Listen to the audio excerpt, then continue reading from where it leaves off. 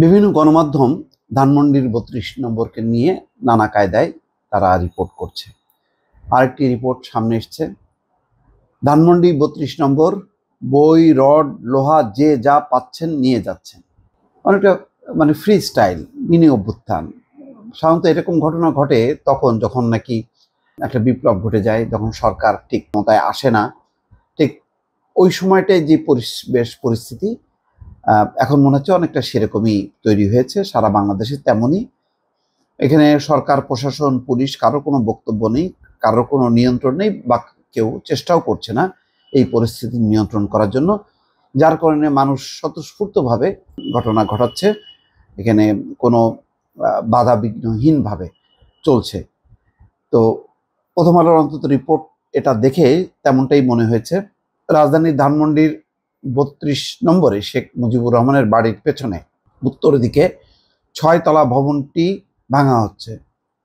ভবনটির ভেতর থেকে বই, স্টিল, লোহা, টিন, কাঠ সহ বিভিন্ন জিনিস ভেঙে নিয়ে যাচ্ছেন অনেকে।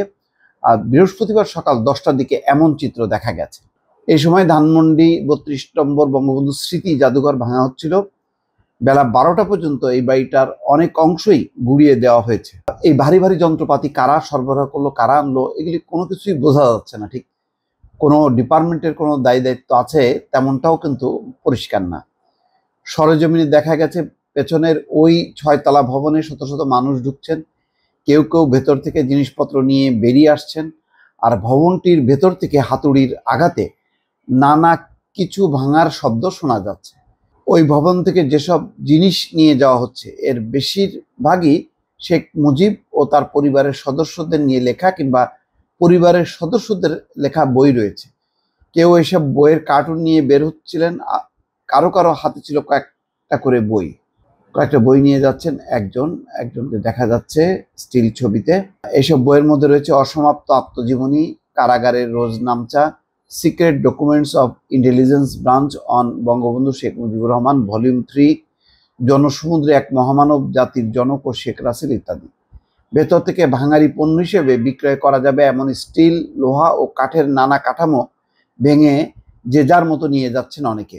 স্টিল ও লোহার কাঠামো ভবন থেকে ভেঙে ভেঙে কয়েকজনকে নিচে ফেলতে দেখা যায়। নিচে থাকা কয়েকজন এগুলো রিকশায় করে অন্যত্র সরিয়ে নেন। এরা কি আসলে গণঅভ্যুত্থান বা উৎসবের অংশ, নাকি এরা একটা একটা সুযোগের ব্যবহার করছে? কার নিয়ন্ত্রণে হচ্ছে সেখানে, কাদের নিয়ন্ত্রণে কি হচ্ছে আসলে বোঝাটা খুব মুশকিল। কেন মনে হচ্ছে যে যখন কি ভাঙার হিসেবে নিয়ে যাচ্ছে স্টিল, লোহার কাজ, মনে হচ্ছে যেন এটা অনেকটা লুটপাটের মতন অংশ, যে তারা নিয়ে এটা ব্যবসায়িক, এদের মধ্যে যে কোনো চেতনার অংশ হিসাবে তারা এই ভাঙচুর করছে সেটা বোঝা যাচ্ছে না। যারা এসব লোহালক্ষ্য নিয়ে যাচ্ছেন তাদের বেশিরভাগই নিম্ন আয়ের মানুষ। এখানে আরো প্রথম আলো পরিষ্কার করছে যে এরা নিম্ন আয়ের মানুষ। এরা এই যে চেতনা নিয়ে বৈষম্য বিরোধী আন্দোলন বা কালকে রাতে যারা জড়ো হয়েছিল তাদের সাথে এদের কোনো পার্থক্য আছে এক আধটা, এটা কিন্তু বোঝার কোনো উপায় নেই। কেননা এরা হলো একটা বিশেষ উদ্দেশ্যে এই জিনিসপত্রগুলো নিয়ে যাচ্ছে। আল আমিন নামের এক ব্যক্তি লোহার কিছু কাঠামো নিয়ে যাচ্ছিলেন। এসব নিয়ে কি করবেন তা জানতে চাইলে তিনি বলেন, ভাই বিক্রি করে দিমু, সেই টাকায় ভালো মন্দ খামু। এটা হচ্ছে ভালো মন্দ সে খাবে। মুরগি পাইলে মুরগি, গরু মাংস পাইলে গরুর মাংস কিনে খামু, এছাড়া আর কিছুই না। ভাঙা বাড়ির সামনে দাঁড়িয়ে এক ব্যক্তি বলেন, এই মহিলা নিজের জিদ দিয়ে দলটাকে একেবারে শেষ করে দিয়ে গেল।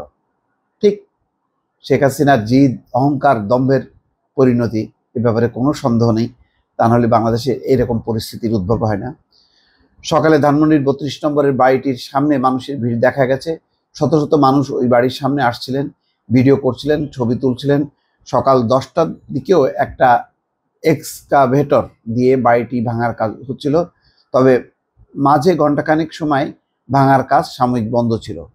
তো যাই হোক, কালকে শেখ হাসিনার ভাষণের একটা বড় ধরনের কাফফারা দিতে হলো তার দলকে। এটা শুধু ধানমন্ডি ৩২ নম্বর না, সারা বাংলাদেশে ছড়িয়ে পড়েছে। বুলডোজার মিছিল, মার্চ টু ধানমন্ডি ৩২ কর্মসূচির যে ডাক, সেই ডাক এখন সারা বাংলাদেশে ছড়িয়ে পড়েছে।